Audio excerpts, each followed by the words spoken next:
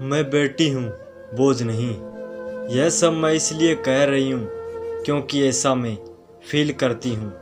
एक लड़की थी, जब उसका जन्म होने वाला था तब उसके दादा दादी और घर के रिश्तेदार जश्न की तैयारी कर रहे थे, क्योंकि उन्हें लगता था कि लड़का होगा, पर ऐसा नहीं था, लड़की हुई। जब लोगों ने उसे देखा और जिस नाम से उसे पुकारा वो था कुलक्ष्मी। अपशगुनी नाम सुनने में अजीब लग रहा है ना, लेकिन वो लड़की मुस्कुरा रही थी अपना नया नाम सुनकर। सोच रही थी कि किसी जन्नत में आ गई हूँ मैं, लेकिन लोग मुझे छू भी नहीं रहे हैं। ऐसा लगता है मानो मुझे कोई बीमारी है। जो जश्न मनाने आए थे वो भी चले गए। मुझे लोग मारना चाह रहे थे, सोच रहे थे लड़की हूँ और बदनामी के सिवाय दे भी क्या सकती हूँ। केवल एक इंसान जो मेरा पूरा साथ दे रहा था वो थी मेरी माँ, जिसने मुझे दुनिया की नज़रों से बहुत दूर भेज दिया। दुनिया की नज़रों में तो मैं मर चुकी थी, लेकिन मैं तो अनाथालय में थी। मेरा भरा पूरा परिवार था, लेकिन फिर भी मैं अनाथालय में थी। कितना अजीब है ना। ऐसा कोई दिन नहीं जाता था जब मेरी माँ मुझसे मिलने ना आती हो और मुझे दूध ना पिलाती हो। मेरी पूरी देख रेख करती थी मेरी माँ, और परिवार वालों से झूठ बोलती थी कि मैं अपनी सहेली से मिलने जा रही हूँ। हर रोज़ माँ नए बहाने बनाती थी। एक दिन मुझे तेज़ बुखार हो गया और उस दिन माँ पूरे दिन मेरे साथ रही और मुझे सुलाकर ही वापस घर गई। पापा ने पूछा कि इतनी देर कैसे हो गई, तो वो बोली कि मेरी सहेली की तबीयत खराब थी और मैं उसकी मदद करा रही थी। पापा ने गुस्से में उस दिन मम्मी की पिटाई भी की। माँ दर्द सह रही थी, लेकिन फिर भी मुझे छिपा रही थी। उसे लगता था कि मैं तो बच्ची हूँ, मैं क्या समझूंगी, लेकिन ऐसा नहीं था। मैं सब समझती थी। मैंने भी सोच लिया कि सब जानकर रहूँगी।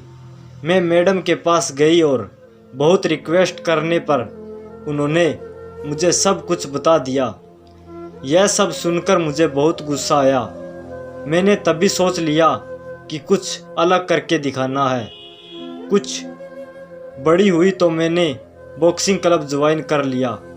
जब 18 साल की हुई तो मुझे स्टेट चैंपियन का खिताब मिला। 2 महीने बाद मेरा एक पाकिस्तान की लड़की ने नेशनल मैच था।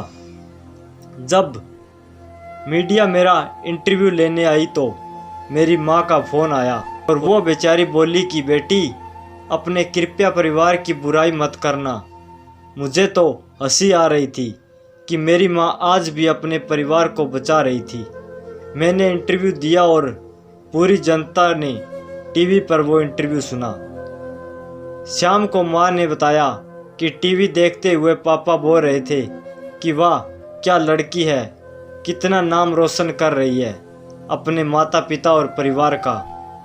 वो लोग तो मुझे छोड़कर चले गए थे, यह कहकर कि मैं कुलक्ष्मी हूँ। आज वो लोग मेरे से मिलना चाहते थे और मेरे साथ फ़ोटो खिंचाना चाहते थे, लेकिन आज भी वो मेरी पहचान से अनजान थे कि मैं कौन हूँ। ठीक 2 महीने बाद नेशनल चैम्पियनशिप का मैच हुआ और वो सभी मुझसे देखने आए थे।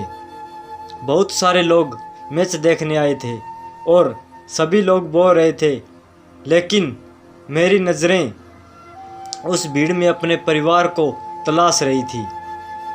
दूर भीड़ में मुझे मेरा परिवार नज़र आया और उनको देखते ही मेरे अंदर गुस्सा भर गया और सारा गुस्सा मैंने अपने प्रतिनिधि पर निकाल दिया और वो नेशनल खिताब अपने नाम कर लिया।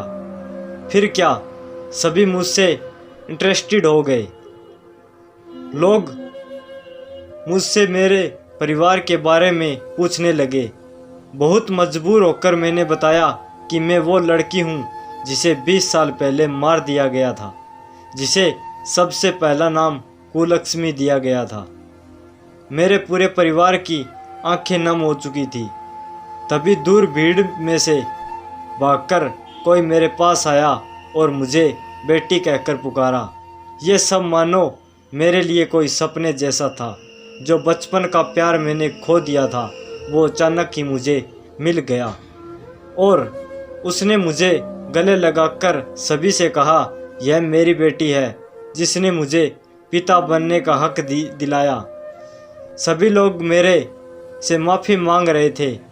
जब मैंने जन्म लिया तब मैं केवल एक लड़की थी, लेकिन आज मैं एक बेटी हूँ। अब मैं अपने आंगन की तुलसी बन चुकी हूँ, अपने घर की मुस्कान बन चुकी हूँ, मैं बेटी बन चुकी हूँ। यह कहानी थी मुझ कुलक्ष्मी की, जिसने मुझे अपने घर की लक्ष्मी बनाया और मेरी माँ इस कहानी की सबसे महत्वपूर्ण पात्र थी। होती नहीं बेटियाँ हर किसी की चाह में, जहाँ ना सोचा पहुँचा जाती है उस राह में। जिसने उन्हें पैदा होते ही मार दिया हो, समझो उसने अपनी बदल रही किस्मत को ठुकरा दे दिया।